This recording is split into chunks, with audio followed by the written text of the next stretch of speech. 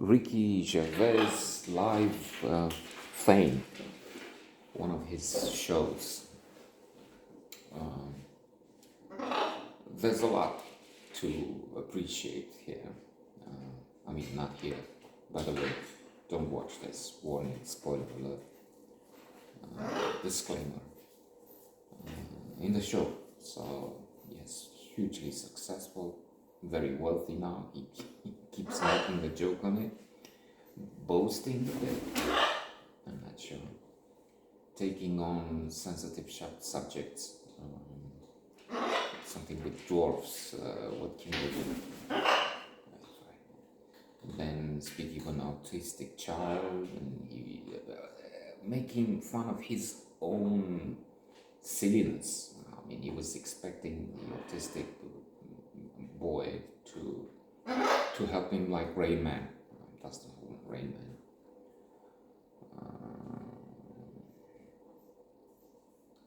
To count. Rain Man learns, I don't know, half the phone book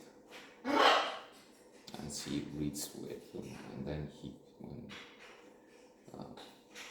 matchsticks fall on the floor, he can count them in a second. So astonishing, surreal mind. But that's not the way it works. Don't take the boy to the poker game and expect him to win you the jackpot. Then with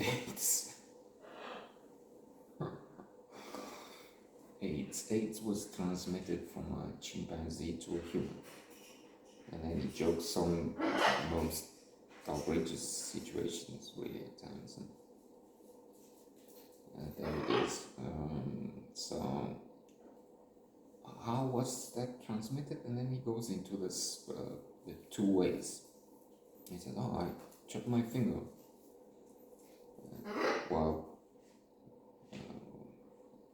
preparing the meat of a chimpanzee, because they eat, of course, they eat everything around the world. So, yeah, supposedly in places because it helps you with something or other, and they don't. It's stupid. Rhinehorn and anyway. And even worse, the traditional Chinese medicine, which is okay, traditional, but not really medicine. Well, maybe this bit of it is officially promoted, cheap, and others pushed the lie. So the alternative, I mean, the other way it could have been he fucked a monkey. So, me? No, I. And then the chimpanzee had could have, might have, must have had sex with another monkey. And then he goes on to that's 98% of the DNA we share with the chimpanzees, and it's funny the way he says it, of course. The other thing, though, which is less on display, evident here, he has this charming manner, he has this je ne sais quoi, so it's not irritating here, not yet, or I don't know, for yours truly, this thing with the wealth. First class. Of course, we can see it's self-deprecating. Oh, what an asshole I am, not that. Sure. Yeah, and I have, and why not?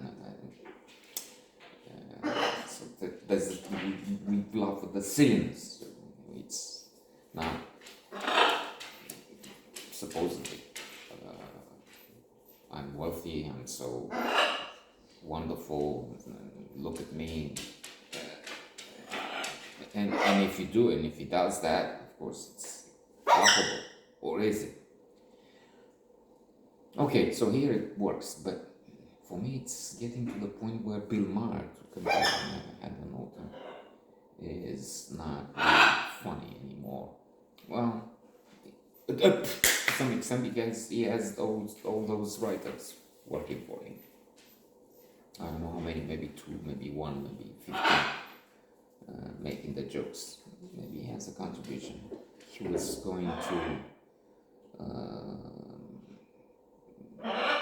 disregard the strike open before and it was some backlash, and then the strike of the writers finished, not that of the actors. So, and he takes Bill Maher on subjects like, for instance, yeah, I'm taking a private plane.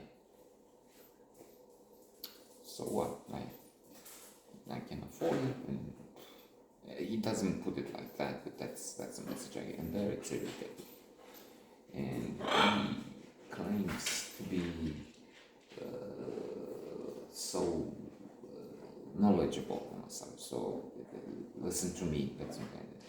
Last thing was that new rules don't go to university, at least not the Ivy League, because it's the expensive. It's not. And referring to a good point, they've made some letters with the Israeli conflicts. I'm not sure exactly. I haven't read it, but probably in support of maybe Hamas, which is a terrorist organization, and it's disgusting, and they should be indeed eliminated. Hamas, not the innocent people of Gaza, but still, so they made this thing, and they act foolishly, and there's the cancel culture, and they take them.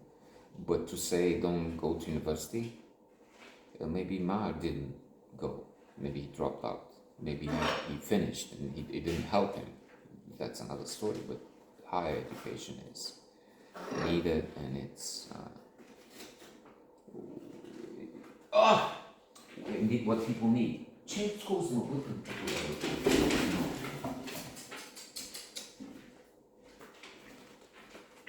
okay, an emergency.